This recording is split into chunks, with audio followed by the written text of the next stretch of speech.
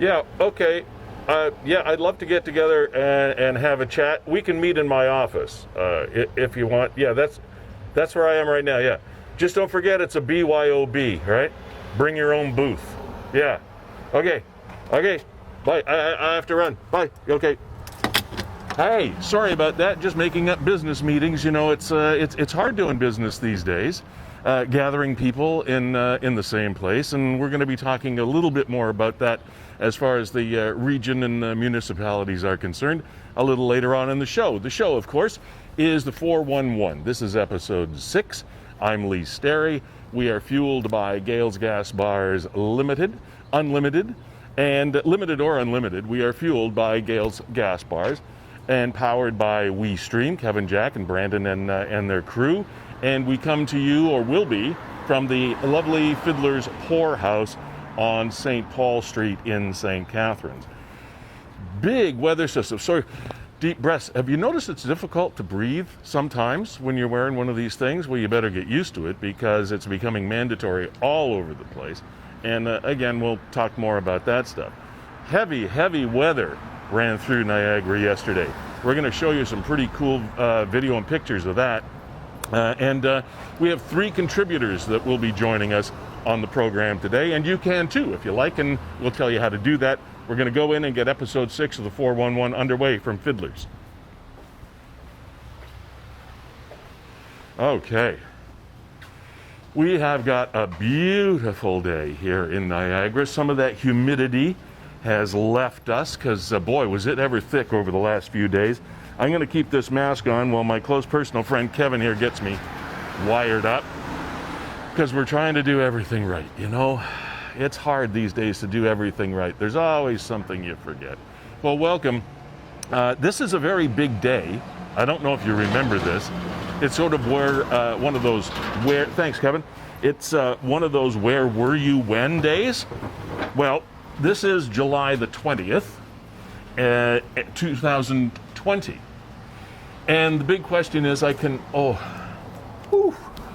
we can breathe. There we go. Okay, so the big question is, where were you when, I'm getting all caught up here, the moon landing took place. It was July the 20th. It was on this date, and it was 1969. Where were you? Do you remember?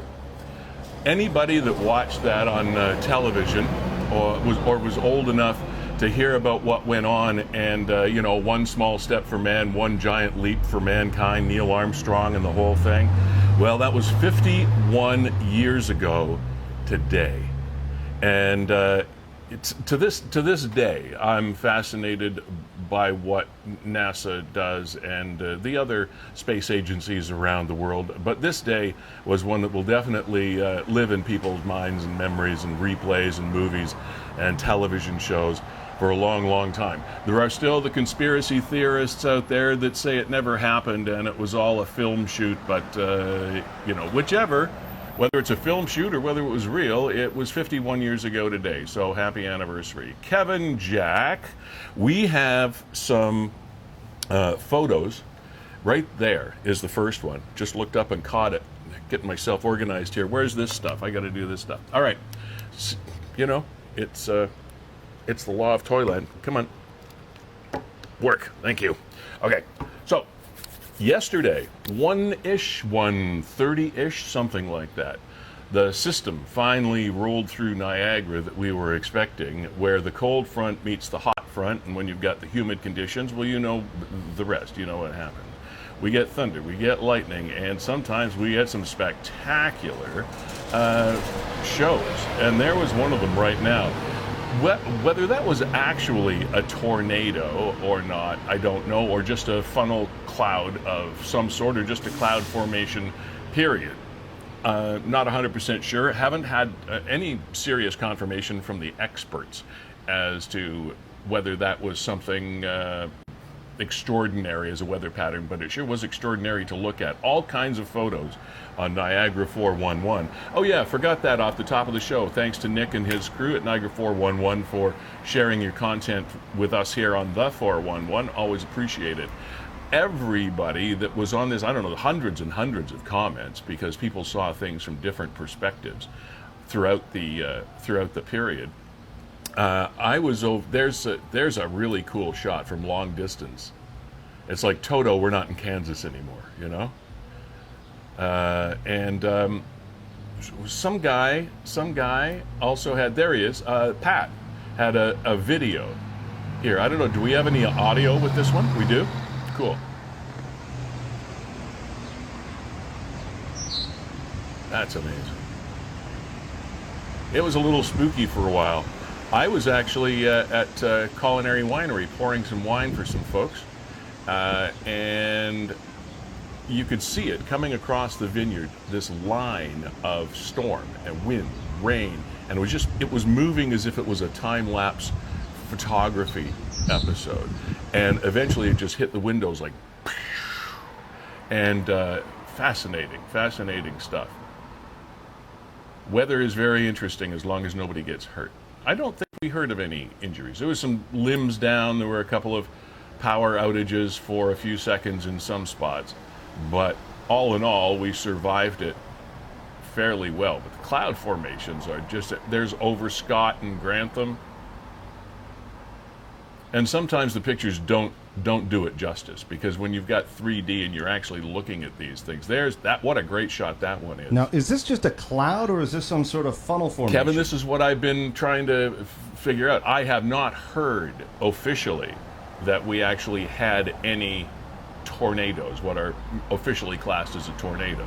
So, not to say that it isn't, it looks like it, but it might have just been a cloud formation because of the way the wind was going. See, there was damage like that, some limbs, and I know there was another picture in an area that had some downed power lines that they were warning people about staying away from. So that's in Port Dalhousie. There's Port, yeah. Gee whiz. If you had any experiences yourself that we haven't talked about or documented, by all means, let us know. We needed the rain, but I don't know that we needed it. Look at that. Yeah, we didn't need it all in 5 minutes. Exactly. It was ominous rolling in yesterday. Oh, truly was. And like I said, you could see it coming from a mile away. I know this is what they would call a storm front. Definitely a storm front. I'm no meteorologist. Yeah. And saw the storm front, and the middle was kind of scary, but we were good to see the end of it. That's another thing when you get storms like this and you're a boater and you've got your boat in a slip. You say, please don't wreck my boat. Now, where's this? This can't be Niagara, is it? I don't know. Does it have a caption? Let's see here. No, okay, in Alberta a couple of days ago. Ah, okay. I didn't see that. I think that first one is... That's pretty violent. Okay, that goes without talking about. Well, there we go, back to the top. But yeah, it was something yesterday. It really was. And as a result, we have a really nice day today. This is a beautiful July day in Niagara. We're going to be about 28 degrees. Humidity is going to be up there, but nothing like it has been over the last few days. One of the things that we've been doing here on the 411 the last few weeks is check out how the COVID-19 numbers are doing.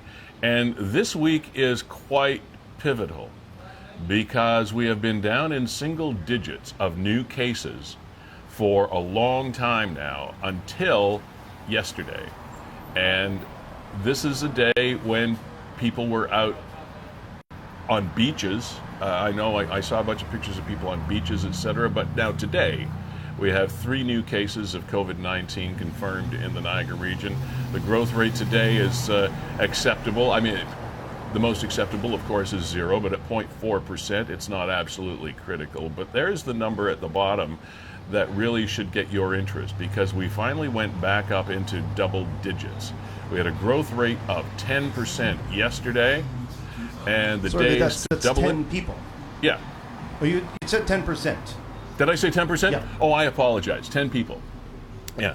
And then 1.3% days to double at current rate. So anyway, the mandatory mask situation is tied into this in that last Friday, St. Catharines, just this past Friday, the 17th, wasn't it? Yeah. That the bylaw actually came into place, where it is now mandatory to wear a mask indoors in public spaces. And for the most part, people seem to be doing an okay job doing that. Niagara-on-the-Lake Council passed a similar bylaw. That one takes effect, I believe, this Thursday. It becomes official that in Niagara-on-the-Lake you have to wear a mask indoors in public spaces. And there are all kinds of places online where you can go to look at the details of that, et cetera, et cetera. Now, also this week, Wednesday or Thursday, maybe Thursday, the Niagara Regional Council is going to be readdressing it. They had deferred it from the last council meeting to have a chance to really adequately review the information that they got, the report from the health and safety people around Niagara and other places. So they will make a decision, one would assume, on mandatory mask bylaws for the region. Niagara Falls City Council discussed this at their council meeting. Kevin, you were there. WeeStreem actually streamed the Niagara Falls City Council meeting where this was discussed, right? For full disclosure, absolutely. I was working on behalf of the city of Niagara Falls, but as such, I was right there. I was right there for City Council, and it was hotly debated. Councillor Lococo and Iannone brought up some information that at least was new to me, saying that the municipal bylaw covers areas that the regional bylaw does not. See, this is what we've been discussing, well, me and various people, is why all the different levels passing the same bylaw or legislation, if you will. You've got 12 municipalities in Niagara. They all have their own political bodies. Then you've got the region, and it's like after a while your head starts to hurt. Do we really need to do this? And you clarified this a little bit for me earlier. So explain why we've got municipalities and the region supposedly making these rules. I honestly don't know whether I've got my head wrapped around it completely. Okay. But according to Councillors Iannone and Councillors Lococo, the regional bylaw would mandate for the people. The municipal bylaw gives the businesses and the business owners the strength to enforce it on site. That's my understanding. So it's almost as though the regional bylaw doesn't have as many teeth as the municipal bylaw, but you kind of need both to work in conjunction to make this thing happen. What they did in the city of Niagara Falls is they said, okay, let's wait until we see what happens at regional council. Right. And again, the aforementioned councils were saying, no, what we need to do is we need to have both in place. So we'll see what plays out in the week ahead. This afternoon, there is a special council meeting for the city of Niagara Falls. Oh, they're reconvening. I'll be there working. It was just called late Friday. I don't know what the subject matter is. I have not seen the council agenda. Okay. So I don't know. There was also a controversial decision over the opening and closing of Center Street in Niagara Falls. So I don't know whether it's to reconsider that or whether they're going to reconsider the decision that they made on mandatory masks. But it does seem as though for society we need both. We need the regional bylaw and we need the municipal bylaw, it seems. Okay. Now, speaking of regional and municipal and levels of government, etc., one of our contributors today is a gentleman named Al McKay. He's going to be joining us, expressed an interest in discussing regional governance as it's pertaining to Grimsby area. So we're going to have Grimsby represented today. Krystle Caputo from Niagara Falls is going to be our Niagara Falls contributor. We're probably going to be talking mostly about school plans for the upcoming school year. Local Louie is going to be joining us today from somewhere in Niagara area, somewhere in Niagara Falls. We're not quite sure where Louie's going to pop up, but he will pop up here. So those are three contributors that are going to be coming our way. There's the Niagara-on-the-Lake mandatory mask bylaw right up before you, and you can find that if you want to read it at your leisure in detail online as well, if that affects where it is that you live. And one of the places that just popped into my mind that is going to be a rather interesting experiment for this is the Outlet Mall. It's on Glendale in Niagara-on-the-Lake.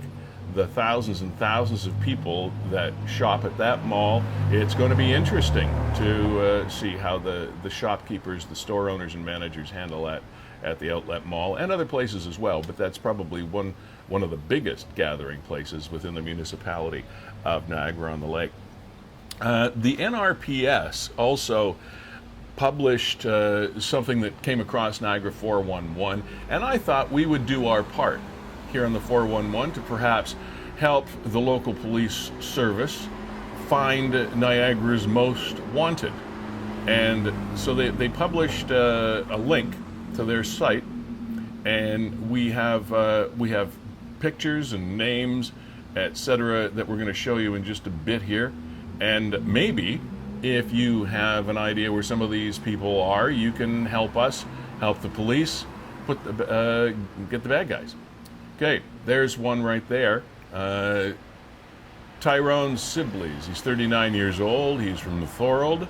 And they also list what they are accused with, armed robbery for Tyrone, so that is no small infraction. Brandon Thomas, 27 years old, in St. Catharines. Take a good look at these faces as we roll by them, and maybe you can help us help out.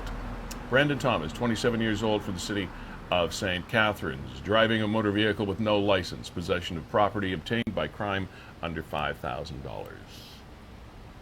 Peter Sims, 48 years old, of Niagara Falls,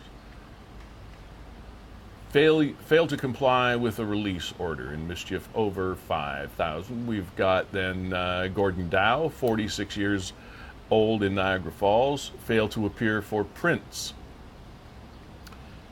Michael Croft, 38 years old, in Niagara Falls, also is somebody they want to talk to. Stole a car and wanted for breach of probation as well. There's some that we have actually wrapped up. Next one at large is Jamie Drake, 30 years old, from the city of St. Catharines. Wanted for assault and mischief under $5,000. What?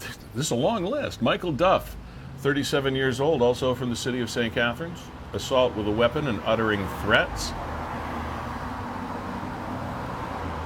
Hopefully your name doesn't show up here, Lee. I was going to make reference to that, but I think I've settled that issue. Keeping your nose clean? Yes. Arthur Holland, 30 years old, from St. Catharines, relief of surety. That's a legal term. Sarah Earls, 35 years old, from St. Catharines as well. St. Catharines is well represented on this list, isn't it? Failed to attend for fingerprinting. And keep in mind, this is a regional list, so I mean, we're not centering on St. Catharines. Maiden Guerrero, 30 years old, from Niagara Falls. Failure to appear in court. I don't know, something you just should not do. They tell you to do something, you do something. Andrew Greville, 32 years old, from Fort Erie. Uttering threats, assault with a weapon, robbery, failure to comply. Oh, there's a few things on that man's upcoming agenda. Rohan Ajit Neil Shand, 33 years old. Failure to comply with a release order, criminal harassment ×2, and uttering threats. And we talk about defunding the police. You know, they've got a lot on their plate out there right now. And this one jumps out to me, Lee. Okay. Young Ryland here, 18 years old, from Grimsby. What did he do? Assault with a weapon. Oh, boy. It's not a good path to be on at 18. Not at 18, no. That's not the list you want to be on. Absolutely not. Jacqueline, no. Anyway, would not want to have my name or anybody I know. It's like, gee whiz, really? So, that list is published on a regular basis. And so if you know of the whereabouts of any of these folks, all you have to do is call the Niagara Regional Police Service and give them a tip, or also Crime Stoppers. I just went mentally blank there for a second. Crime Stoppers will also take any information like that anonymously and make sure it gets passed on to the right people. And the Niagara Regional Police also published an interesting chart that showed it was a typical weekend, I think, in June. It was like from Monday to Friday in June. And it was, there it is, it was all of the calls that the NRPS responded to in that one weekend in June, and how many in each category they responded to. Keep in mind, this is from Friday to Sunday, right, Kevin? Yeah, June 19th through June 22nd. So 19th to the 22nd. This is in one weekend. 3 days. Friday, Saturday, Sunday. All of these calls are what came into the Niagara Regional Police Force, and they had to respond to. And that's just the A's to the C's. COVIDs, some of the higher ones, disturbances and fights, altercations, 49, domestic disputes. Those are sad ones to see, and they're the hardest oftentimes for police officers to deal with, are the domestic disputes. So many dynamics that are going on in households between people, and COVID hasn't helped it with people having to spend time together. Noise bylaw infractions, 60. Oh, they have to love responding to those. Turn the stereo down. What a bore. A lot of motor vehicle collisions, and some of them what they call high velocity have taken place over the last little while. So goodness, when you're out driving around out in Niagara over the course of the summer with the increased numbers of people that are starting to get onto the roads, watch out for the other guy. Absolutely. You see noise there? Hey? Noise, 60. 60 responses I to mentioned noise. that, 60 noise bylaw. Yeah. Like, sheesh, what a pain. Oh, we gotta go there again. They've got another party going on. Heavens. Suspicious people, neighborhood watch programs, etc., probably calling these things in. A vehicle that doesn't look like it belongs in the area. That's good. People are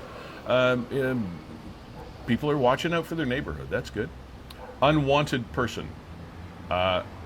I'm not sure what that actually applies to. Maybe it's the fact that somebody's paying attention to you that you don't want to have pay attention to you. I think that's get out of my house, get out of my property. Yeah. Go away. And take your lawnmower with you. 65 of those. But look at the bottom one.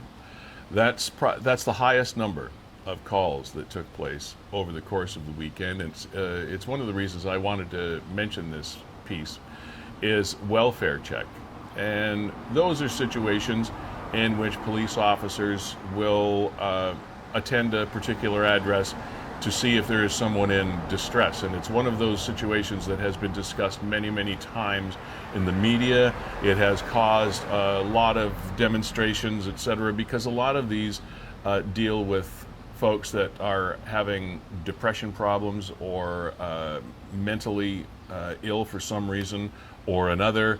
And these altercations can result in some not very good results. But look at the number of them that they are asked to do. And there has been great debate, as you know, about who should be attending welfare checks. Should the police services actually be the frontline responders to welfare checks? If they are, should they take experts in the field with them? How should they be attended? Should the police services be defunded and the money taken and given to other agencies that can deal with these situations because they're trained to do so? It's a very complex issue that can sound simple on the surface, but it's not simple to plan and adjudicate. But 89 welfare checks called to attend to in 3 days in June. And one can only assume that this isn't a special weekend. One can only assume that this is representative of most weekends. That's my opinion or belief on that anyway. So it's very, very important before you start changing budgets and defunding people and changing procedures that you know exactly why you're doing it and how it's going to work out. And I don't think anybody has the magic bullet answer, but it's quite a topic. here in Niagara. Lee, just to interrupt, we've got Krystle on standby, so Oh, we'll cool. get to her in about 5 minutes. Wanted Yeah. to talk to you and also reach out to the audience about your experience with mandatory masks. I went to a store this weekend, and I'll tell you, since COVID, I've never felt more comfortable than mandatory masks. I can agree with that part of it, because there are some stores that I've entered over the last number of weeks where I just want to get out as fast as I can. But one of the things that I've noticed, and again, it could just be a coincidence or me being in a situation is I noticed that people, my experience was, have become a little bit more anxious or a little bit more quick to be confrontational. I don't know why. Maybe it's because the mask thing is inconvenient, it's uncomfortable, it's a sign that we're not through this thing yet. We were kind of getting the feeling that we might be coming out the other side of this and life may be returning to so-called normal. And we know now, because of the mandatory masks, that it's not going away anytime soon completely. And I don't know, I've just seen people a little bit more intense. Maybe that's the right word.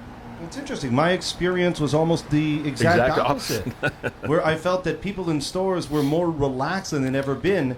When it was social distancing and physical distancing, which we still need to maintain, there was a pall over the store. You could hear a pin drop. Now, with everybody feeling a little more protected, I got the impression that people were a little looser. We were engaging a little that's more. Good. That's good. Maybe, like I said, maybe it was just that that moment in time that I ran into a couple of these folks that seemed to be wound up a little tight. I don't know, but it does take getting used to wearing one of those things on a long-term basis. If you are an employee,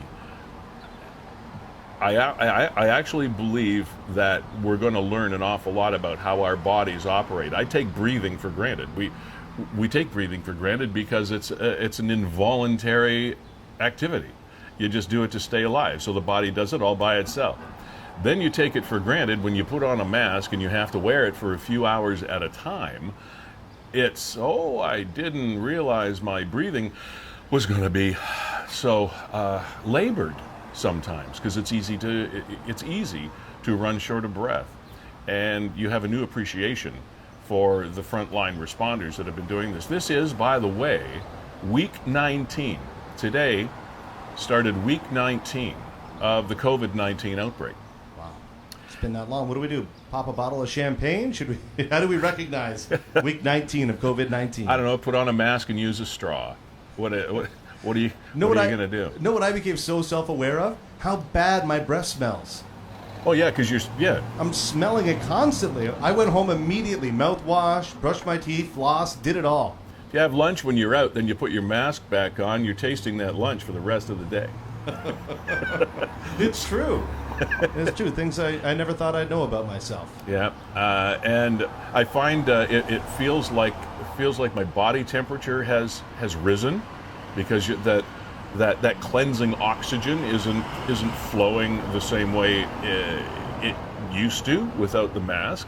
And I know we're making this sound pretty onerous, but if you've been wearing one at all, you know what I'm talking about, because it's not putting too fine a point on it at all. So we have really something interesting to get used to. Is that the hallmark of our society going forward? What are some of the things that will stay with us even after the COVID thing is gone? Will the masks be one of them? Maybe so. Would like to welcome our first contributor of the morning to the program. Krystle Caputo from Niagara Falls is joining us. Hi, Krystle. Good morning. How are you? I am well. How are you? I'm well also. Thank you for having me today. Oh, our pleasure. This is what we're here for. And what is it you've got on your mind today? What are you thinking about? Well, I think it's sort of on every parent's mind that we're, in the middle towards the end of July, and we really have no direction on what school is going to look like in the fall. Yeah. So I don't know. I thought maybe we could have a little bit of a conversation about that and banter about what you think it might look like. How many children do you have? I have two. They're 7 and 8, Okay. and so we've been home since obviously since March break, and we did the virtual learning thing. It was a struggle, and I know I've spoken with a lot of people that are in my sort of network of friends, and we're all in the same situation. Mm-hmm. Both parents working full time and managing kids' homework. It's basically you have to watch all of the videos and then learn it and then teach it and then do the work with them. So it was very time consuming, and I don't think it's really sustainable for working families to continue on that path. Right. Um, The there was a story that I can't remember what publication I read it in, but you are, as you say, you're not the only one to be super concerned about this as September rolls closer. So there's an awful lot of pressure right now on the Ontario government to come up with some sort of full-time school plan. And they must be debating it, but I haven't heard any details yet.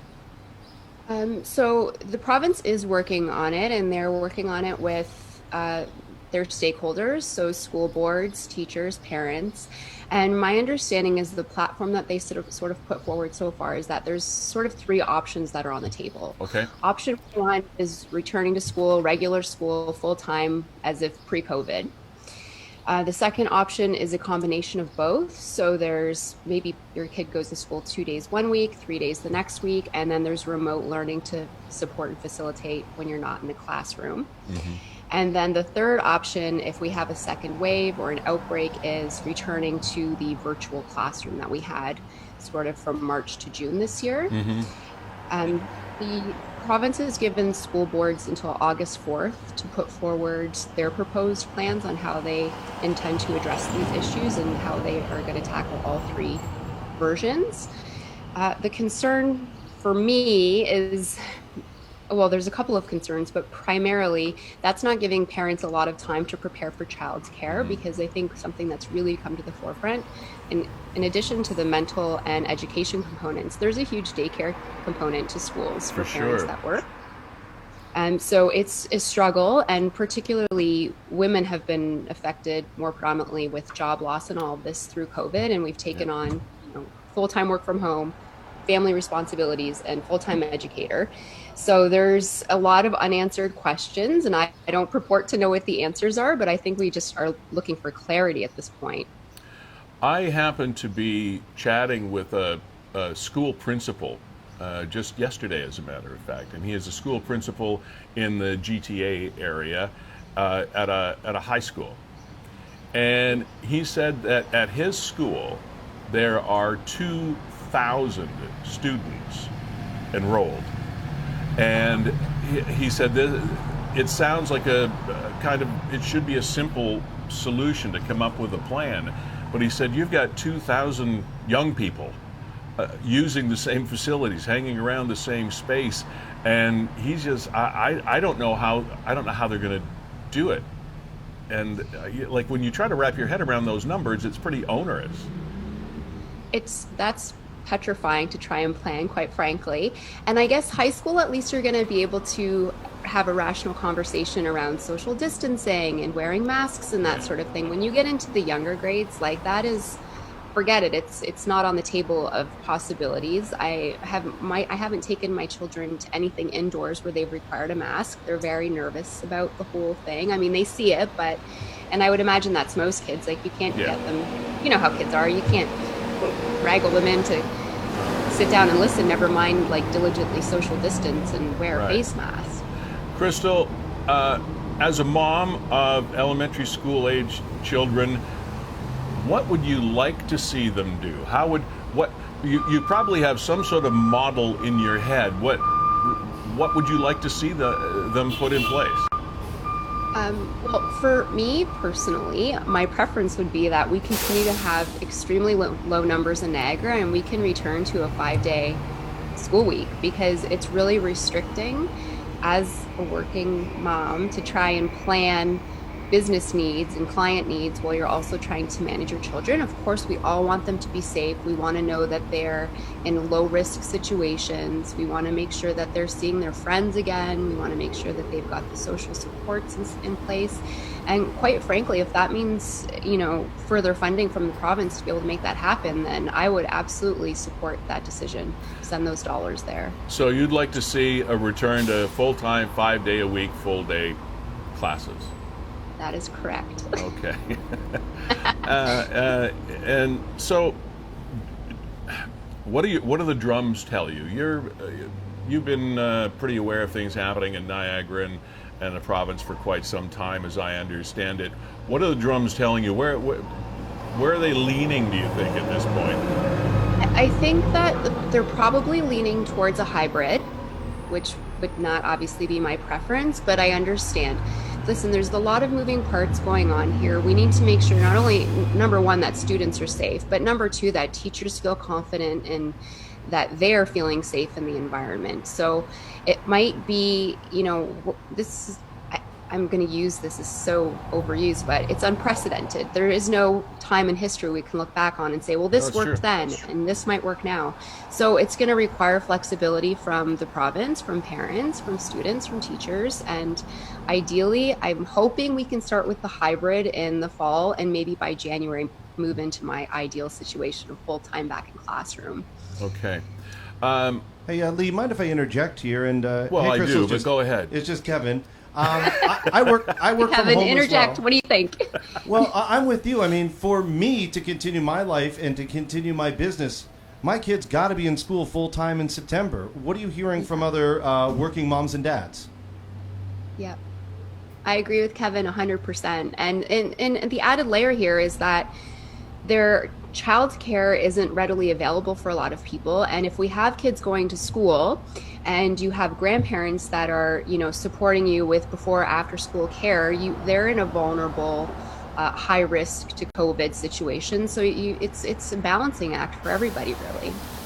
Now, I'm going to play naysayer for a second. First of all, I want to let both of you know that I agree with both of you. I think the sooner that we get people able to go back to work and living balanced lives, the sooner we can solve a lot of our other ills that are going on out there. That being said, the devil's advocate position, Krystle and Kevin, would be, what do you care most about?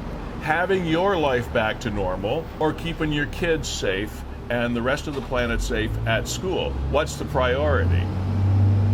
Listen, of course it's keeping the children safe. And I think if you look at the data, I think it was the Toronto Children's Hospital even said that there's no argument for school not being able to resume. I'm not a doctor, don't play one on TV, but I'm going to defer to the experts in this case. I think another issue is that there's been so many conflicting experts weighing in on this type of thing that it's created just an abundance of confusion. But listen, when we're talking about the overall health of our society, we haven't even begun to see the financial implications to COVID fallout. And people need to get back to work. We need to make sure that we can not only educate our children, but that we can feed our families and pay our mortgages and pay our property taxes. You said something really, really important. You said it so quickly that you went by it in a hurry, but have the right experts and people in place and listen to them. So oftentimes we have people that have the credentials, have the experience, have the titles, and then some of the politicos get in the way, and occasionally we end up not taking the advice of people that are paid to give us advice. That seems to me where the rubber hits the road, and if we can do that, maybe we'll get through that a little bit easier. I don't know whether maybe that's just me. No, I agree with you. And I mean, you saw it at the federal level with conflicting information of low risk, no human to human masks don't work. Oh, masks do work. And then even if we're looking, municipally and regionally, there's conflict between what my city and mayor have chosen to do, which is defer the mandatory mask decision to the region. And then there's St. Catharines that has gone forward with that. So whether it's micro or macro, everybody seems to be on a different page, and that's extremely problematic for several reasons, but primarily because it's leaving people in a position where they're going to have to make decisions that they feel are in the best interest. And if they're listening to maybe somebody that isn't the most valid expert, then they're not making the right decision. So it's really a shame to see from a communications perspective how it's sort of rolled out. How did you find your children with the online learning learned? Do you feel they made good progress through this, or would have made better progress in face-to-face? So I will be completely honest and open and transparent with you. We did do the online learning portion for March and April, and then as a family, we just decided it wasn't really sustainable to sit them in front of a YouTube video. They were frustrated.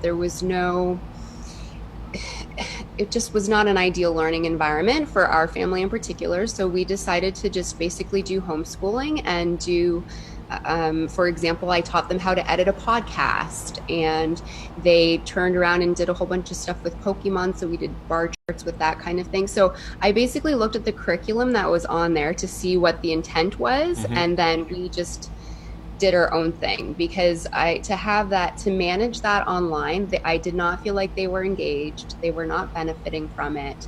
I really respect and appreciate all the work that the teachers did to put that together on the fly, but for our family, it wasn't a sustainable business model, and I know other families sort of did the same. Krystle, that sort of echoes what other people have mentioned to me as well. The younger kiddies anyway, we know have shorter attention spans, and can move on to something else in a flash. So that answer doesn't surprise me at all, because one of the solutions that you were talking about before was, let's just keep everything online in home on the computer and then deal with childcare, and I don't see that working long term at all. I don't know. I agree. And again, it depends where your children are at in the education system. If they're in high school and they're reasonably responsible, I know some of my friends with older children, and their children flourished because they learned how to be better independent workers. They learned the accountability of not having to be micromanaged and being, sort of responsible for submitting their stuff online. But again, and full disclosure, both my parents are teachers and they expressed to me that the same level engagement that they would have seen from students present in the classroom was the same level engagement from home. So a lot of kids just sort of fell off the radar, if you will, and who knows what they got up to during that time. Krystle Caputo, thank you for joining us. If you could do so again to keep us up to date with what's going on with you and Niagara Falls and the issues at hand, that would be just super. Appreciate you taking the plunge and joining us today. Thank you. It was awesome. Have a great day, you guys. This is wonderful. You too. Good luck. Bye. Just one of the many, many parents that are stressing over what's going to be happening come September. And as Krystle mentioned, there's not a lot of time left. So from COVID across the region, here is are these the current cases, Kevin? Or the average? Yeah, I can't see the entire... These are current cases by 10,000 By 10,000, okay. Just the monitor is clipped a bit. Fort Erie, none. Grimsby, under 1. Lincoln, over 2. That's a little high by the health experts' opinion, I do believe. The Falls at 1. Niagara-on-the-Lake, none. Pelham, just over 1. Port Colborne, none. Wainfleet has none. Thorold, St. Catharines, close to being about the same, 0.8 and 9. And then Welland is also low at 0.2. One of the things, going back to the education thing, one of the things that this school principal mentioned that I was chatting with is he said one very interesting development as a result of the online learning and the isolated teaching for students is, and this was a high school, keep in mind, was students that were not doing so well in school. Their marks were kind of suspect on the bubble or below average, and were easily distracted, not really learning well.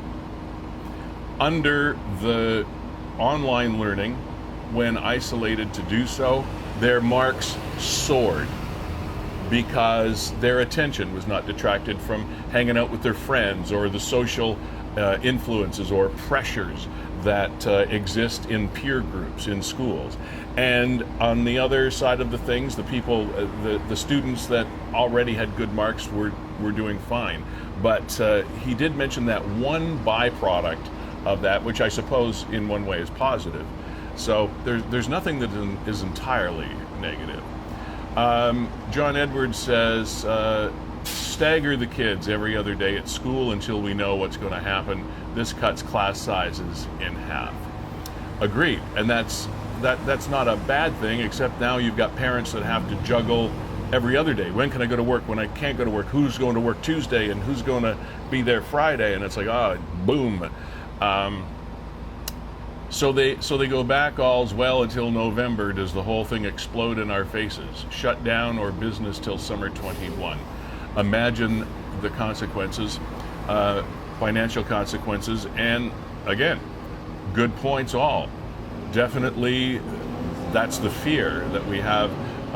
Phase 2 of the COVID virus, or a new wave, as they say, and people of school-age children realize the fact that schools are germ factories. There is absolutely no doubt about the fact that the germ factory exists in schools. Kids pass germs back, they bring it home, and it can go around in circles and circles. And also, speaking with a nurse the other day, had a chance to have some good conversations this week, chatting with a nurse who said that we're kind of worried about the whole school germ factory thing, and she said we're definitely going to have an issue, especially when influenza A hits. They expect influenza A to come around in our society in the not too distant future, and with the impact of COVID and that, they're not quite sure. As Krystle said earlier, this is unprecedented. We do not know what to expect, and that's part of what makes us all nervous. Now, I'll tell you, Lee, as a parent that was home there for 4 months, you mentioned that today is 19 weeks. 19 weeks. My wife works full time. I'm an entrepreneur. 19 weeks now, I've had my children at home, and I've got another 6 weeks to go. As Krystle mentioned, for her, she tried to get on board, and my children are a little younger than that. They're 5 and 6. Yep. For a couple of months, we went all the way through June. Our teachers were fantastic with putting a curriculum, having fresh things online, but I'll tell you this, it's unsustainable. And I could either do one or the other. It's sustainable if I want to become a full-time teacher at home. Mm-hmm. But for me to try and balance both of them, have a business, and watch over my children who are now home every day, it's unsustainable, and my options for daycare are very limited. Yeah. Normally in these situations, you would sign up for a daycare and say, okay, look, I need to dedicate myself as an entrepreneur. You can't do that, and then the next in line would be the in-laws or the grandparents. Well, not everybody has access to that support network either. Even if they're in town, they're in a more vulnerable sector. So do you want to take children that are going to school every day and put them with older people? Exactly. Yeah. So your options are very limited as parents, and I'll tell you, it's not sustainable. If the kids don't go back to school on a full-time basis come September in Niagara, I honestly don't know what I'm going to do. And I know people are watching and saying, oh, don't be so grim, you'll manage. And of course we will. But I'm honestly going to have to rethink what I do for employment. Maybe my wife has to. We have to rethink our entire lives. As long as you show up here every Monday morning, Kev, it's fine with me. Well, what if the kids are in school on Monday? What if that's their day? But all kidding aside, it's very real what you're talking about, and it has ramifications socially. It ripples through the entire social fabric of our communities because parents are then under more stress. The children parents are stress carriers. There's no doubt about it. They can pass these kinds of stresses and strains, whether they want to or not, or whether they mean to or not, onto the kids. And then the social, the family unit starts to get a little bit wobbly, and these things can have long-term effects if they go on for way too long. So anybody feel free to weigh in, because it's a complex issue that hopefully we'll resolve in the next couple of weeks or so we know what's going on. We have contributor numero deux, live stream personality, local Louie. I guess I don't have to ask you where you are today, do I, Louie? No, I guess you don't have to ask me. I think you could see right there where we are today. What are you doing? I'm just lounging, actually. I was just going for a stroll. I decided to check out the falls to see how the foot traffic is. And I want to give you guys a little look over here. It's not too bad, actually. Take a look. Hang on, let me flip my camera. There we go. As you can see, lots of space over here. Lots of space. You got the Skyline Tower over here. And we actually got a neat little sign here on our things. Let's see if we can see it here. It says, "Let's work together. These viewers' things are sanitized on a regular basis to help stop the spread of COVID." So it looks like the city has been taking some proper precautions. But everyone has been wondering how the falls has been through this pandemic. Well, on a Monday, it's not so busy. So it's nice over here on a Monday. Beautiful sunny day. How are you doing over there at Fiddler's, Lee? Just fine. We have our usual complement of delivery trucks strolling by on St. Paul Street, so that's always kind of fun. And sitting here in a open, breezy window on a hot summer day, and chatting with nice folks like you. How could things be bad? Everything is life is good.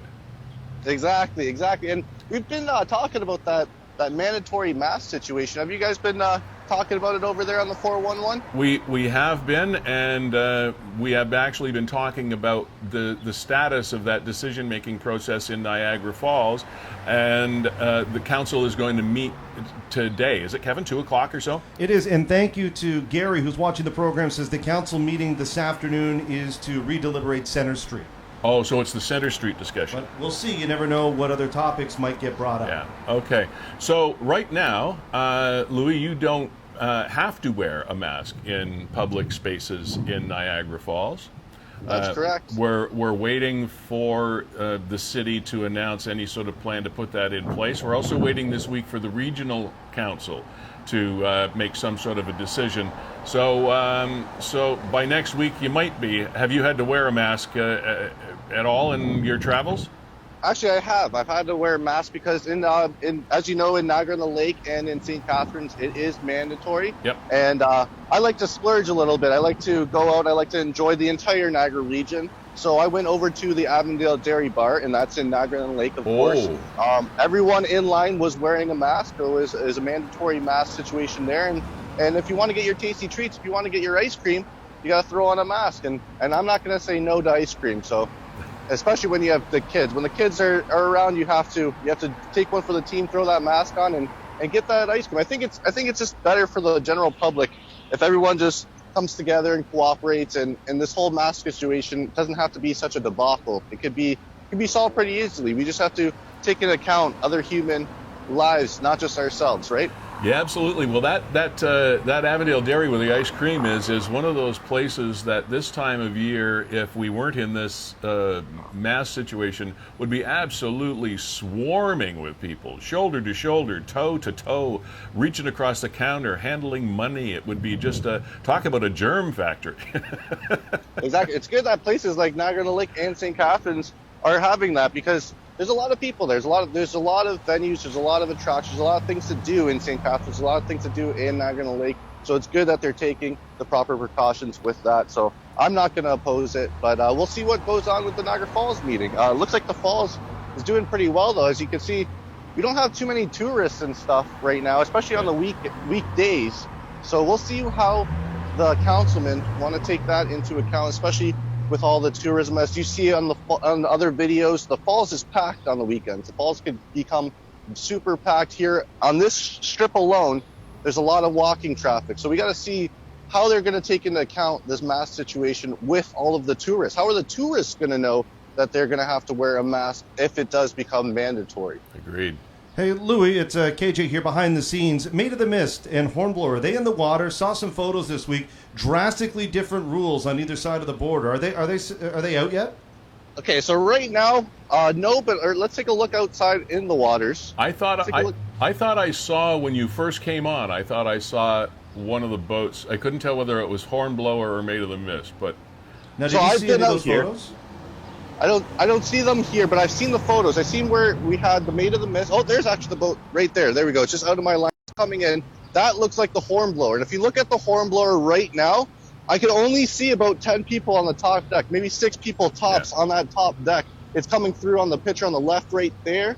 I don't know if you guys can see that. But the Hornblower does not have a packed boat like that Maid of the Mist picture did. That Maid of the Mist picture had a really rammed boat. It looked like the stateside wasn't really taking those COVID measures. But as you can see, the Hornblower cruise only has like 4 people on the top deck and maybe 5, 6 people on the bottom, but they're workers too, right? So it's a really empty deck as it rolls through right now. It's coming through the American Falls towards the Canadian side of the falls, the Horseshoe Falls over there. But that's a good point, KJ. the only way that these places can operate is if they follow the state of emergency guidelines that are in place for the province of Ontario, which means right now it's no more than 10, right?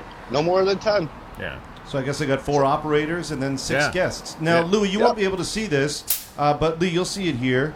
And there you go. There's a photo from Facebook of Maid of the Mist this week. Yeah, that operates off the U.S. side. And you see there's probably, that top deck is jammed. Yeah. And I'm going to try to get a better look over here. Let's see if I could. I can't really zoom in here, but those raincoats are not COVID-19 prevention outfits either. They're not a giant mask, so no, they might protect you from that mist, but those droplets could still sneak by. You don't want to be standing shoulder to shoulder with anyone as the Hornblower is rolling across. You don't want to be talking moistly, as our Prime Minister would say. That's a good point there, Lee. That's a good point. Yeah. Okay, Louie. Hey, Louie, just before you run, and sorry to interject. That's all right. A lot of people look at your demographic with critical eyes and saying people your age aren't really taking the proper precautions. What are you seeing, and not asking you to throw your buddies under the bus, but what are you seeing amongst your friends? Is COVID really a concern? People your age aren't really getting sick. A lot of people my age, they like to do their own research. They like to be what I like to call Google or YouTube masters, and they try to take as much information in as they can. Not all of that information, however, is correct. Sometimes it gets fact checked and it's not right. And there's a lot of people my age that aren't taking it very seriously. Like you said, they aren't. Some people don't even think it's real. Some people think it's a myth, but it is a real thing. As you can see, the United States has 3 million cases, and we're just doing a really good job here in Canada, specifically in the Niagara region, of keeping it at bay. And it's because of the proper measures and the proper protocols that we're taking that is keeping it at a nice level. Like as you can see, like you've probably been keeping track with the active cases every show, right, Lee? Yeah. And we've been on the decline. We haven't been seeing too many active cases. I think they've actually been going down. Yeah, until we have been in single digits until yesterday, and we just checked the announcement from the health officer as well as the report online that we bounced back up to double digits in cases yesterday. So that's it's something we got to keep paying attention to. Local Louie, thank you very much for joining us. We'll catch you next week. We appreciate your time. Yep, thank you so much, guys. Have a good one over there. Cheers. And the other consensus that we seem to be getting is keep the borders closed. For those, for Niagarans, it's a very, very important decision because of our proximity to the border, of course, and how many border crossings we have that come into our region, and then along the St. Lawrence Seaway and up through Montreal and all along those areas. It's keeping the borders closed is, in my opinion, just one of the key things that we have to do. As much as you might like to go on a southern vacation or see relatives or things of that nature, it's they've got to get their handle on something. Come on, Lee, it's cheap beer. That's what I hear. That's what I hear. Cheap beer, cheap turkeys, cheap butter. That's what people are missing in Niagara. Honestly, I hear that a lot more than want to visit family. My parents' trip to Florida right now is hanging in the balance. They're snowbirds. Yeah. But if I'm going to go across and buy a cheap 6-pack of beer and and fill up and grab a few turkeys. I don't want to come back home and spend 14 days in isolation. I'll pay a few extra cents per pound, you know.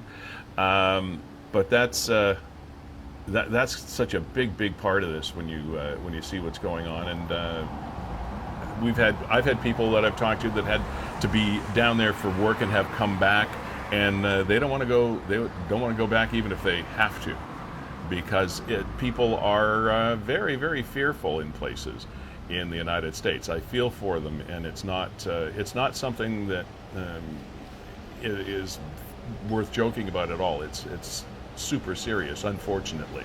Coming up in just a little bit on the program, we're going to be talking regional governance. Boy, there's something that I'll bet that you went to bed last night thinking about. I hope they talk about regional governance issues on that 411. No, it might not be something that is on your mind every day, but it is something that affects your life every day. No doubt about that. And our next contributor is going to chat about that around 11:15. Al McKay is going to be joining us, and we'll tell you more. I do want to remind you that this is the 411.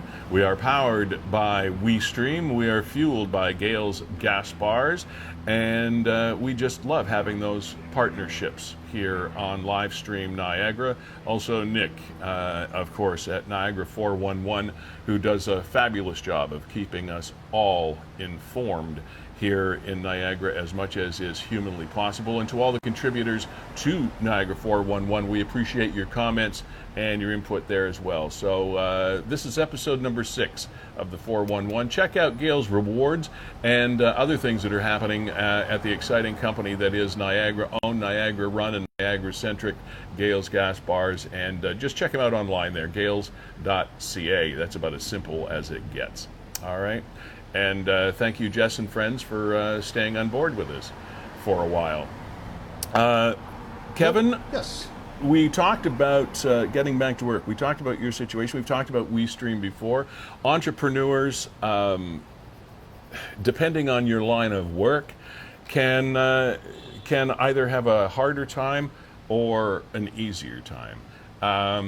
In the case of your business, this could be a very successful time for you guys because there's more and more things happening virtually online. But then, as you say, you throw in the education issue, and now we've got a whole different kettle of fish to deal with for entrepreneurial people such as yourself that could possibly see their business grow exponentially in a situation like this, but now you might not have the time to do it. Right. When do I have the time for the Zoom meetings, to return the emails, to set up events, to execute events? It's difficult. I tell you, COVID for parents with school-age children has been a completely different experience than people that are not living that life. And that's not a criticism. Don't get me wrong. And I'm not trying to say that, oh boy, we've got it harder than everybody else. It's just a completely different experience when they've thrown the responsibility of now caring for your children. As Krystle mentioned, that a portion of schooling is daycare. A portion of that is, listen, my children are being looked after during the day. And if I have to look after them and continue to do what I'm doing outside the summer, like we can game plan for 8 or 10 weeks in the summer. We're into week 19 now. And we still got another 5 or 6 to go before we hit Labor Day. Yeah, and I concur with you because if I had school-age children, I think I would be probably much more opinionated, much more vocal than I have been. I mean, we're vocal here because that's what we do for a living, but I think I'd be wound up a little tight as well, because it's just a situation you feel like it's like you're in a cellophane box. There's no doors. You can't get out. You can't change it. You can't do anything about it. And you are right about the fact, for me and my wife, we're way past that stage. For us, it's a little inconvenient from time to time, but to tell you the truth, it's no big deal. We're okay. Our lifestyle really has not changed that much. And the odd vacation has been canceled. Okay, well, those are first world problems. You know, it's not, oh boy, I had to cancel well, okay, there'll be another vacation somewhere down the road. But to go to your point, there are people that this is a big deal, a super big deal, and we have to make sure that all of the people that make the decisions realize how big a deal it really is. I don't know if it's sustainable, Lee. Well, if the kids don't go back to school now, I'm an entrepreneur, but think about parents where they've got 2 full-time working parents. Yeah.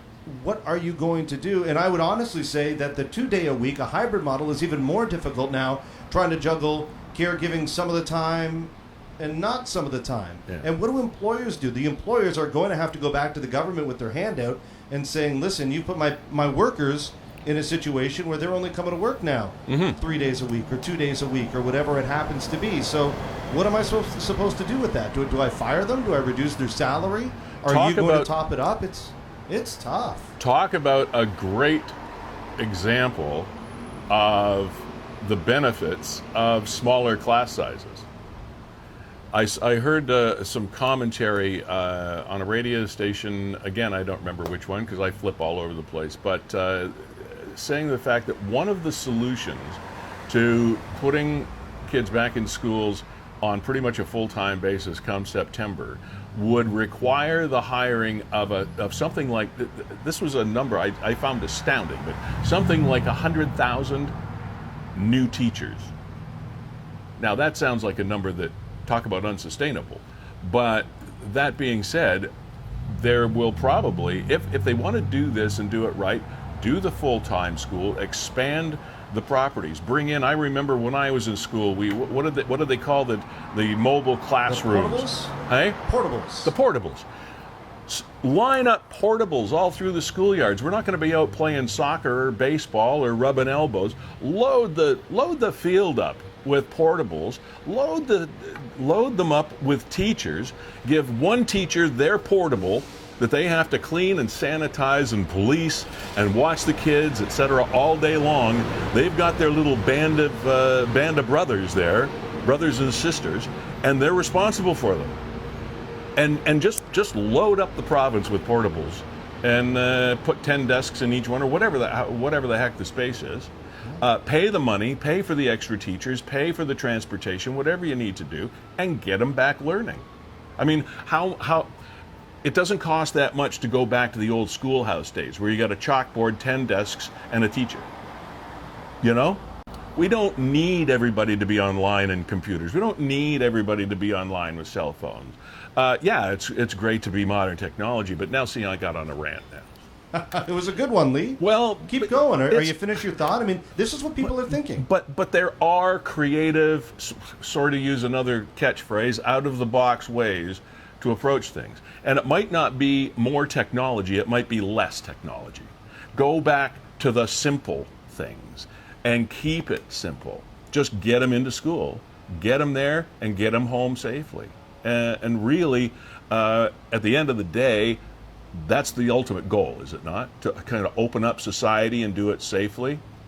So, yeah, the moms and dads that have to go to work are important. So, you know, they're not being selfish by wanting to go back to work. No. So... Now, Lee, you wanted to right, share. I know you had a video example here of the effects. The effects if you keep the kids out of school, and what could potentially happen if all of a sudden they're not getting the proper education from proper educators. And here, I'll share it here with the audience. I know you wanted to show people this. There he is. This is our video of the week.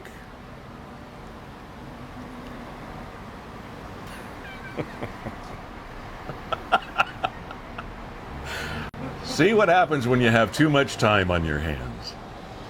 I am going to be a living, breathing, sexy Roman candle. Okay. Yeah, how did that go wrong? You know, it's the Darwin theory. It's we're just culling the herd, Kevin, culling the herd. You had another one too, did you not? That you an older one that you put out. Do you still have access to that one? Yeah. I'll pull up that one with Tommy. Tommy's pretty famous. Oh. I saw it again just after 4th of July, but I didn't think... Well, I'll get Tommy here. Okay, we'll get that People in a might second. be familiar with it. It's got to be... I'll scour YouTube here. It's got to be there. Crazy. So, yeah, the mask situation, mandatory in St. Catharines. Effective as of this past Friday, mandatory in Niagara-on-the-Lake, and that bylaw takes effect on Thursday. Now, they will not be fining people for not wearing masks. It will be more of an educational, learning, soft enforcement kind of thing. You're not going to get a ticket. They're not going to give you big fines, and I don't believe that they are either going to be fining any of the businesses if they find customers in their stores without masks. It's again, it's a very soft enforcement, but the fines could, like Toronto in some cases, in some areas where they've had issues, the fines have been upwards of $1,000 or something somewhere. But again, that's what causes some confusion, is because you have municipalities that are different and regions that are different all across the country. As we talked about with Louie and Kevin earlier, Niagara Falls City Council, there still hasn't been a definitive edict come forth as to mandatory masks having to happen at X date. I think Niagara Falls is probably waiting to get the monkey off their back by waiting for the region to make its call, which is all supposed to be happening, I think it's Thursday of this week. So we'll have sort of a mandated region-wide mask regulation, we believe, come Thursday-ish. Okay, now this goes on for a little while. This lasts for about a minute, but and nobody was seriously hurt in this. But here we go. Here we go, and get the audio going for you too. Bag up, Terry. Put in reverse, Terry. Put in reverse. Oh, Lord. Lord, Jesus. Oh, Lord. Oh, Jesus. What you doing, Terry? Terry, what you doing? Terry. Ouch. Now, and here's a guy already in a wheelchair. My question is, how did he get into the wheelchair in the first place? I mean, if he's pulling stunts like this, heaven knows. Terry, what you doing? Though, I mean, it seems that Terry has all his wits about him, and he's laughing along with everybody else. So that's why I don't feel bad sharing with it. And again, nobody was hurt. Nobody got seriously hurt. The reaction from the guy filming it is priceless. Terry! Long Terry! Bag up, Terry. Oh, Put in man. reverse, Terry. Put in reverse. Oh, Lord. There's going to be more people than one in a wheelchair by the time these people are finished with their lives, I'll tell you that. Jesus. What you doing, Oh, Terry? Lordy. Terry, what you Stupid is as stupid does. What you doing, Terry? It just fell into that it seemed like a good idea at the time category. Oh, wow. I'm going to use that guy's laugh for a laugh track. Yeah, that would be That's good to use perfect. that as a laugh track. Speaking of this, we're going to bring Al McKay on shortly, but I was speaking about this the other day with some other people in the entertainment business, and we're all starting to get super bored with the late night television type talk shows and things like that because there is no audience. It falls flat. These people are supposed to be the most entertaining hosts and comedians or commentators on the planet. They each get paid millions and millions of dollars a year to do what they do. And when you watch them without a live audience, it's horrible. You find that, Kevin? Have you seen any of these guys try to do a show? It's getting a little tired now. They've run out It of is. clever ideas. At first, we would chuckle on the little camera tricks, or, hey, everybody, I'm broadcasting from my kitchen. Yeah. Now it's to the point where we want content, we want audience reaction, we want... Yeah. I don't know what we want, but I agree that they're not delivering it. There's no buzz. There's no energy. There's no adrenaline going through, and it just falls horribly flat. You know what they need, Lee? They need WeeStream at the helm so that we can have a live, interactive video chat show. Yeah. Now, I know today we've had contributors on. We've had local Louie, we've had Krystle, and we've got Al McKay coming up here momentarily. If anybody wants to come on the program, the link is The link's right there, and it's in the description. Just click on that link. You'll come in the Zoom room, and you can be a guest. You can be a contributor the way that we've had 2 and now 3 contributors on the show today. So that's what they need, Lee. They need to bring the audience onto the program. Kevin, if NBC, ABC, and CBS want to contact us, we'd gladly do a simulcast show for them. Absolutely. Absolutely. I got their back, man. Jimmy, just give me a call. And all the Jimmies. And they have really expensive cameras and stuff there. We don't, but it's nice, clear picture. Yeah. We can. Hey, major networks, we can do it on the cheap. Hey, don't give me away here, Lee. Well, compared to $40 million a year, Kevin, I mean, I'm sure you'd take a cut and pay. 905-411-0411 is the number to dial if you already have Zoom app on your phone. 905-411-0411. Okay, it's right there. There. Always tough. There. I can never get the reversed pictures in place. I want to welcome Al McKay to the 411. Al, thanks for sending us the message last week and suggesting that you come on the show. Happy to have you here. Thank you, Lee. It's a pleasure to be here. Really happy that you guys are interested in the topic of regional governance reform. It's been something that's been close to my heart over the last, I would say, 6 to 9 months, 10 months. Well, it's been close to the heart of many people since the late 60s, early 70s when this whole thing got started. So yeah. You're pretty new to the program. Yeah, I am. You know, I think when Premier Feulled was elected to government, he made a promise. He came down here and he identified some glaring oversight, some glaring issues with regards to the way that our governance system was set up here. He identified that we had way too many politicians. And in Niagara here, for a population of just under 450,000, we have 139 political positions. And that includes our upper tier, which is regional council, and our lower tier, all the different lower tier municipalities like Fort Erie, St. Catharines, Thorold, Wainfleet, whatnot. Yeah. Some of those are duplicate roles, so a mayor would play a position on regional council and lower tier. But at the end of the day, it's 139 political positions. And when you compare that to other municipalities, such as Hamilton, let's say. Hamilton has 580,000 people, maybe a little less. They have 16 positions. It's a tremendous gap, like a huge gap between the two. So that being said, as we moved along, you know, it was assumed that Premier Feulled was going to make these changes. And at some point, I think it was in January, he decided, no, we're going to back off. We're going to let the region of Niagara manage those changes themselves. And we're going to actually invest some money because there are some costs associated with amalgamation. And we're going to allow them to take care of themselves. We're not going to foist it upon them.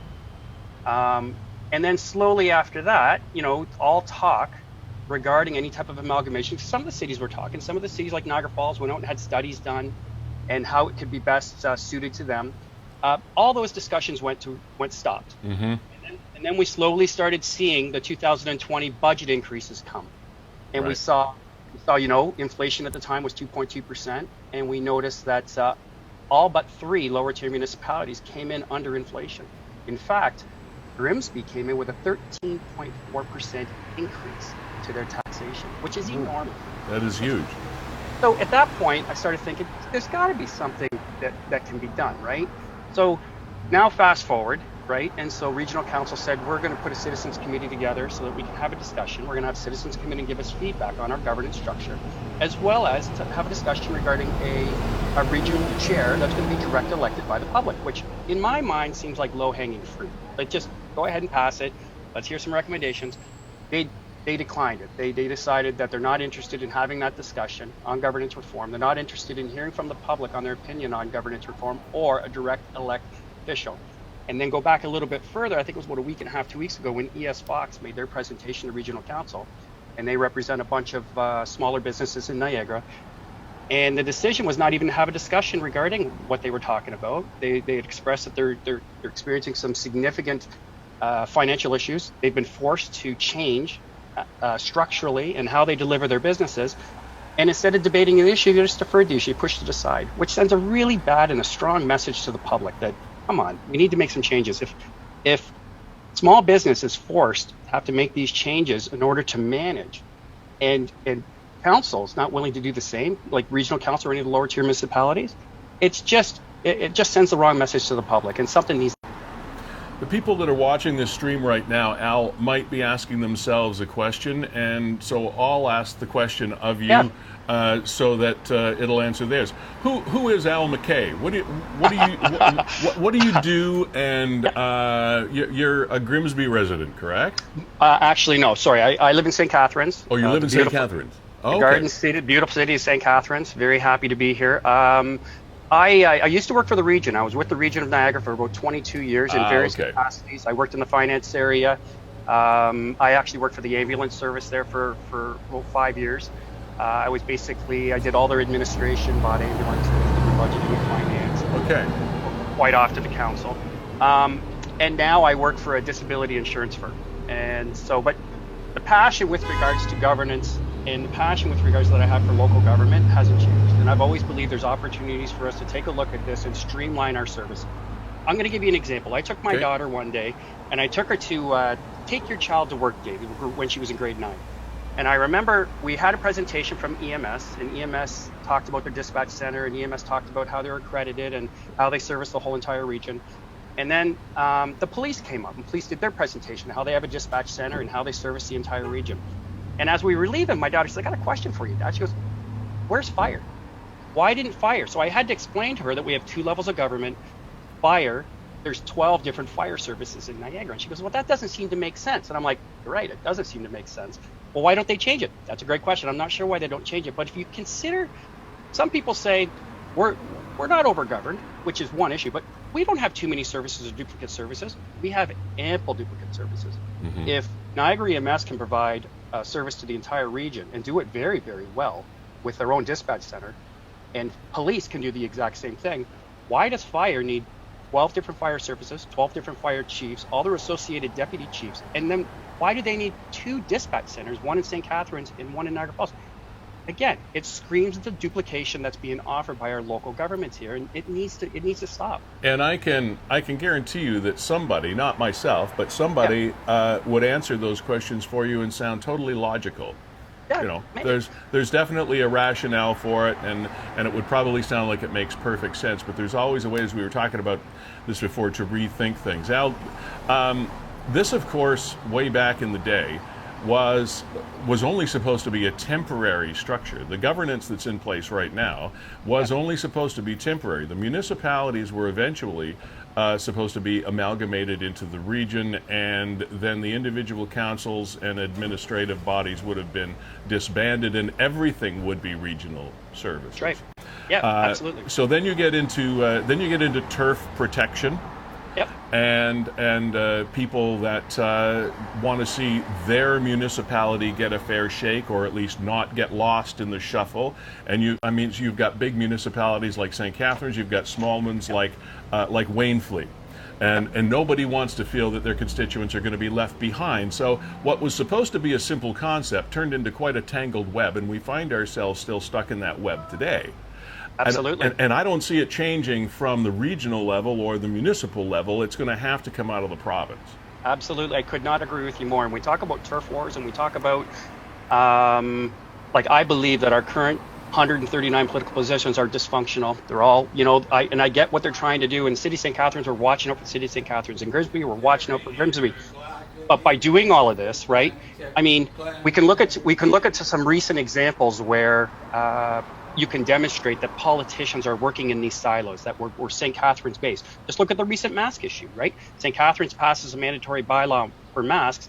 Niagara Falls hasn't passed anything. Niagara-on-the-Lake passes one. Regional Council can't make a decision. They're 50-50 split. There's just no consistency in working together to move forward. Another good example that just passed recently was the garbage issue. Right? Yes. Niagara Falls was going to take the rest of the region to court over garbage. How would you like to be a resident in Niagara Falls and take the region to court for garbage and have to pay your property taxes, the expenses related to that, on both sides of the argument? Your regional taxes and your city tax. It just does not make any sense. It's something that definitely is going to have to be fixed. And even the people that are the politicians in the municipalities, I think in the back in the corner in the dark, when they're just having a private conversation, would totally agree that we're overrepresented And there's still a way for smaller communities to be overlooked just because of the way the governance structure is set up. So it's a sticky wicket. It's a multi-headed monster that we're dealing with. But the other thing that you can probably take to the bank is, with all of these other things going on in our lives, with all things related to the elephant in the room, which is COVID, we're not going to get there anytime soon. No, we're not.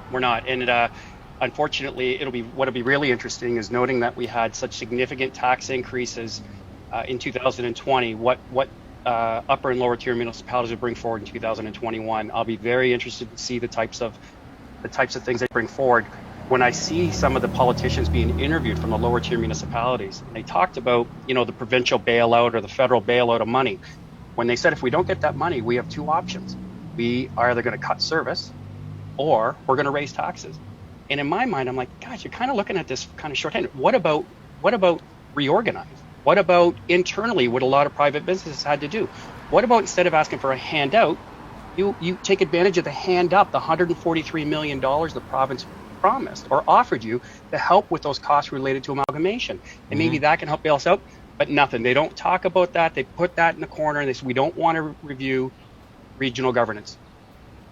Al McKay, thank you very much for joining us. Thank you. I hope we have the discussion again as things move along the line. Would love to have you chat with the program whenever you feel the need. We're here every Monday, and we can explore all kinds of things if you like. I appreciate you taking the plunge and getting on with us today. Thank you very much, Lee, and thank you, Jack, for setting this up. Very much appreciated, and I look forward to speaking to you guys again. Thank you. Take care now. Bye. Bye-bye now. Just one of Niagara's smaller issues to deal with. But we sure appreciate the opportunity. And it's like I said, you say governance, political governance, municipal governance to somebody, and their eyes start to glaze over and they tune out and look over your head. But here in Niagara is a prime example of why that is a genuinely valid discussion to have. We are nearing the completion of episode 6 of the 411, fueled by Gales Gas Bars, powered by WeeStreem, supplied by Niagara 411, and housed by Fiddler's Whorehouse, hosted by Sterry. That's our full line of credits for you so far. You know what, Lee, and sorry to interrupt, I know you're on a roll, but we haven't checked outside today. There's the little Fiddler's Whorehouse. Oh, yeah. Check out the action on St. Paul Street. So there you have it. Live from Fiddler's Poorhouse. You see their sign dangling right there. And we also want to thank our contributors to the program today, local Louie from the beautiful cataract of Niagara Falls, Krystle Caputo talking schooling from Niagara Falls, and that's a huge topic over the next few weeks in particular. And again, Al McKay about the region and the municipalities, and something that will have to be dealt with sooner than later, we hope. Masks, mandatory in St. Catharines in a public spot. I keep getting out of the car, to tell you the truth. I keep getting out of the car and forgetting my mask. I have it in there, and then I got to turn around, go back, get it, and then go in the store. So we all have something else to worry about remembering. And then the Niagara-on-the-Lake takes effect on Thursday. Have you heard anything definitive, Kevin? And I haven't seen it, and I apologize to those other municipalities like Welland, Colborne, Fort Erie, Wainfleet, Grimsby, like any of those places. No. I haven't seen mask requirements come down the pike with that. A reminder, you can be a contributor to the program on a regular or semi-regular basis. We would love to have you do that, and if you would like to think about coming on in future programs, please by all means do so. There's our ad right there. If you would like to join us, then just get in touch with us through WeeStreem Niagara. It's very simple. Or you can go to WeeStream and talk to Kevin and work that out. Send us an email, put a while you're watching this thing, just throw a comment up under the feed and say interested in coming on to do this. And actually, that's what Mr. McKay did. He said, "Hey, this is a great idea. This is a great way to reach Niagara, and I'd like to come on the show and talk about it and say, absolutely. Absolutely. That is what we're here for, to give you a voice if you need one and don't feel you have one. This is the place to do it. Again, Gales, Fiddlers, WeeStream, Niagara 411, thank you very much. My name is Lee, and it's just lovely to spend some time every Monday morning here with you on the 411. We will catch you on July the 27th. Cheers.